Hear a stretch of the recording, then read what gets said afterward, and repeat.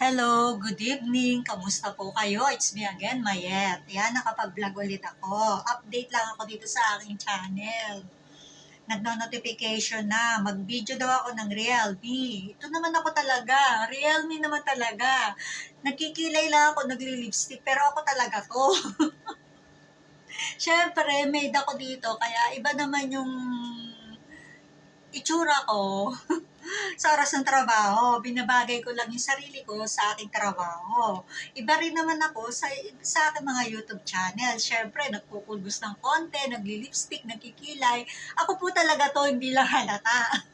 Siyempre, nagkilay ako, nag-lipstick, nagpulbos ako. Siyempre, Johnson lang naman yung aking pulbos. Powder, eto nga.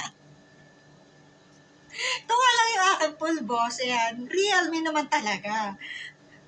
Dati, mahilig akong ako talaga to. Nagpupulbos lang ng konti, syempre. Yan. Para medyo maayos-ayos naman ako kasi maghapon na tayong losyang. Pati ba naman sa channel ko, losyang pa din. Kaya medyo nag-aano ng konti, nagpapaganda ng konti. Nagpapapresh ng konti, pulbos, kilay, ayan, suklay, ayan. Ako talaga to, Realme talaga. Hindi lang ako nagla-live kasi syempre, walang manonood sa akin kasi yung free time ko, 10 o'clock, 11 o'clock ng gabi.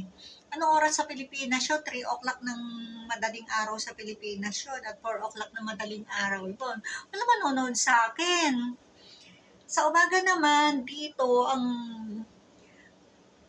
10 o'clock sa Pilipinas, 5 o'clock dito, inaantok pa ako noon. Masarap pa matulog noon, kasarapan pa ng tulog. 6 o'clock, 11 o'clock sa Pilipinas. Rush hour ko na yon. Oras na ng trabaho natin yon. Kaya hindi pa po ako nagla-live sa aking mga channel. Sa TikTok, sa Facebook page ko, dito sa YouTube channel ko, hindi pa ako nagla-live talaga. Pag umuwi ako ng Pilipinas, magla-live ako. Kasi po yung oras ko dito sa aking trabaho, hindi pang live. Kaya talagang gumagawa lang ako ng video para makapag-update ako dito sa aking mga channel. Ayan. Nagno-notification na, Realme daw. Ito talaga ako, hindi lang halata. Ngayon, awan man to kung hindi nakapag-vlog kasi syempre, nagkasakit yung mother ko. Ngayon, medyo okay na siya, nakakalakad na. Under operation ng mother ko sa colon. At talagang medyo, talagang yung buong isang buwan na yon ay time-team na panalangin ang kailangan ng aking mother. Kaya hindi po ako nakakapag-vlog, puro memories lang. Tsaka update ng konti, memory, tsaka tungkol sa mother ko, ang aking mga vlog. Siyempre talagang nandito ako sa malayo parang hindi ko pa kaya mag-vlog nitong mga nakakaraan kasi talaga nakikipaglaban ako ng panalangin. Kasi syempre mahal na mahal ko yung nanay ko, mahal na mahal namin siya. Hindi ako ready na talagang uuwi na siya kay Lord. Kaya talaga inilaban ko ng panalangin.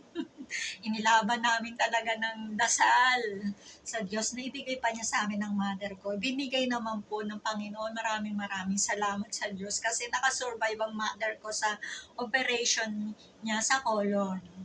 Alam niyo po, napakalaking biyaya po ng Diyos na ang mother ko napunta ng Australia.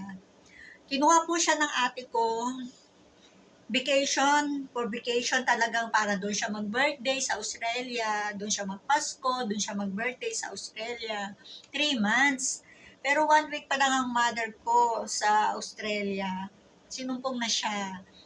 Akala niya, sabi ng doktor, matagal na daw yun.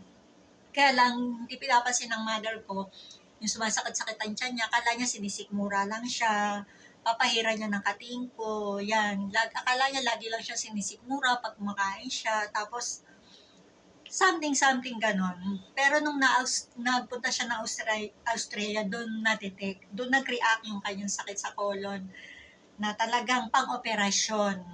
Kaya salamat sa Diyos na talagang nakasurvive ang mother ko. Talagang umiiyak ako dito.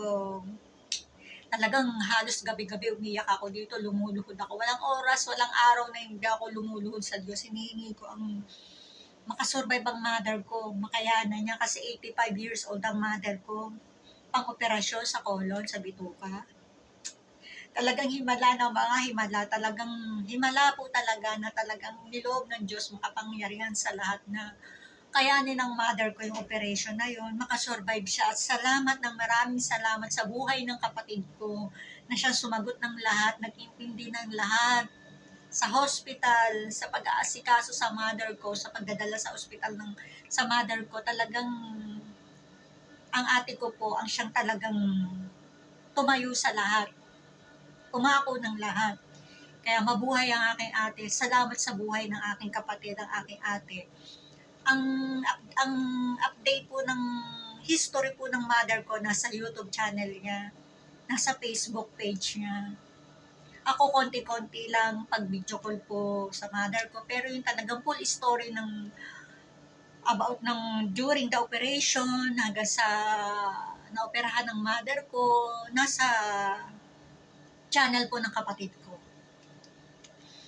Nasa kanya po yung talagang full story ng mother ko. Talagang nagpapasalamat ako sa Diyos at sa buhay ng kapatid ko na talagang kung di dahil sa kanya, hindi madudugtungan ng buhay ng mother ko.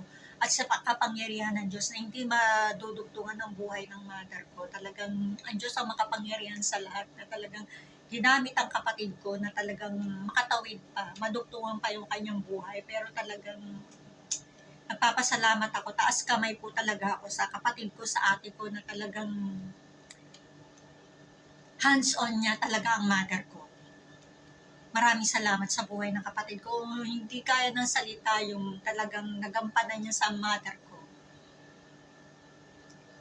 Sa pag-aalaga, sa hospital, sa pag-aalaga, sa lahat-lahat, talagang hands-on ang ate ko.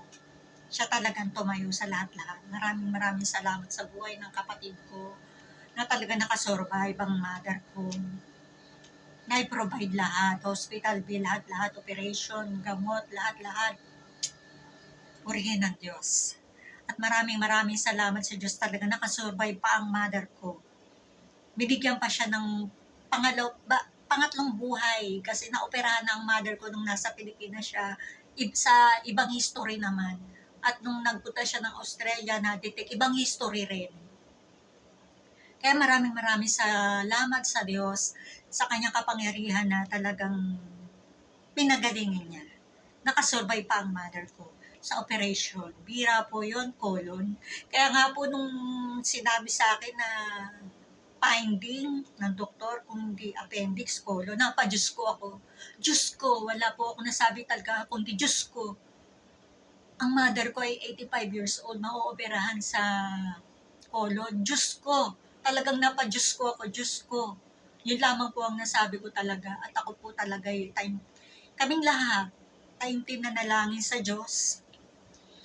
Hiningi ang kanyang awat habag na talagang ibigay pa niya sa amin ng mother ko. Malagpasan ng mother ko. Hindi po biro talaga ang lahat-lahat. Pero walang imposible sa Diyos. At maraming salamat sa buhay ng kapatid ko. Nadugtungan pa ang buhay ng mother ko. Talagang hands-on niya lahat siya. Shoulder niya lahat. Siya lahat ang gumanap. Maraming salamat sa iyo, ate, sa buhay mo.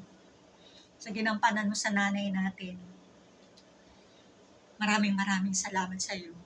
Yun lamang yung masasabi ko kasi kulang yung salita sa ginampanan ng kapatid ko, ng ate ko, sa mother ko. Talagang salamat sa pagmamahal at sa pag-aaruga sa ating nanay.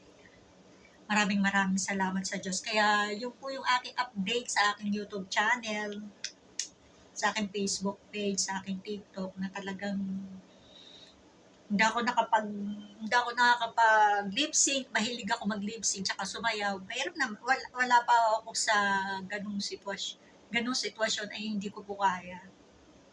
Meron naman yung under operation ng mother ko. Ako pa TikTok lang. At saka talagang hindi ko po madedenay yung aking nararamdaman. Kaya talagang puro dasal at dasal. Salamat ng marami sa Diyos, nakasurvive ang mother ko, kinaya niya. At dininig ng Diyos yung aming panalangin. Panalangin namin magkakapatid, lahat, buong pamilya kami, nagdasal para sa kagalingan ng mother ko. para makasurvive ang mother ko. Salamat. 85 years old, kinaya pa. Salamat sa Diyos sa buhay ng mother ko. Ngayon, magma-warm up ako. Nagkilay ako, nag-lipstick ako, nagpulbos ako kasi nagno-notification na lotion ako sa mga video call namin na upload ko. Ako po talaga yun. At ito din po talaga ako. Hindi lang halata. So, medyo na-stress ako nito mga nakakaraan. Magwa-warm up ako. Papakita ko na lang sa inyo kung paano ako mag-warm up. Pero puriyan ng Diyos, maraming salamat talaga sa Diyos. Nakakangiti na ako. Nakakapag-update na ako dito sa akin mga channel, sa akin YouTube channel, sa lahat ng channel ko. Ako po talaga laman ng lahat ng channel dahil yan po talaga yung buhay ko dito. Bilang isang OFW dito sa Bahrain. So, magtatali ako ng buhok. Ako po talaga to. Tatali ko yung buhok ko. Papakita ko sa inyo kung paano ko mag-warm up. Ayan. Mag-warm up ako. Ng aking magic downy. Ng aking barbell. So, usod-usod lang natin ng konti. Stretching lang para pampaalis ng stress, tsaka talagang pangbanat ng mga buto ng mga likod, ng buong katawan. Stretching lang tayo. Ito yung aking improvise na barbell. Kasi syempre sa Pilipinas, nag-gym ako. Nag-gym ako sa Pilipinas Start ako mag-gym, 33. Yan. At tuloy-tuloy na yon kaya ito, fit and healthy. Wala tayong karamdaman, purihin ng Diyos. Ayan. Warm up lang. Pakita lang natin. Ito yung aking improvise. Medyo masikip. Ayan. Medyo magigilid ako. Ayan. Actually, pang second session ko na to Bago ako mag-vlog, nag-warm up na ako. Ayan. Uy, sumabit pa. Ayan. Ito po talaga yung aking ginagamit. Pang alis ng lahat ng stress. Pang alis ng lahat ng sakit-sakit ng katawan, ng sakit ng likod. Kaya po ako yung malakas. Kita na dahil dito, salamat sa improvise nito. Ayan. Oh. So, nandito na lamang po, masaya lamang po akong nag-update dito sa aking YouTube channel, sa lahat ng aking channel, sa aking Facebook page, may sama ko vlog, sa aking TikTok, isa lang naman po ang aking ginagamit na pangalan. Isa lang naman po yung pangalan ko, Mayet Sumangko Vlog. So, yun lamang at maraming salamat sa inyo. Mag-iingat kayo palagi. Ano man ang sitwasyon natin pinagdadaanan, iluluhod natin sa Diyos. Hihilingin natin ang awa at gabay ng Diyos. Ibibigay niya sa atin. Maraming salamat, Father God, sa buhay na ibinigay mo sa aking mother. Maraming salamat din po, Father God, sa buhay ng aking kapatid, ng ate ko. Kulang ang pasasalamat sa kanyang ginawa at ginampanan. Maraming salamat. Kayo na po yung bahala magpala at gumabay sa aking kapatid, sa aking ate. Maraming salamat. Ingat kayo lagi. It's me again, Mayet. God bless you.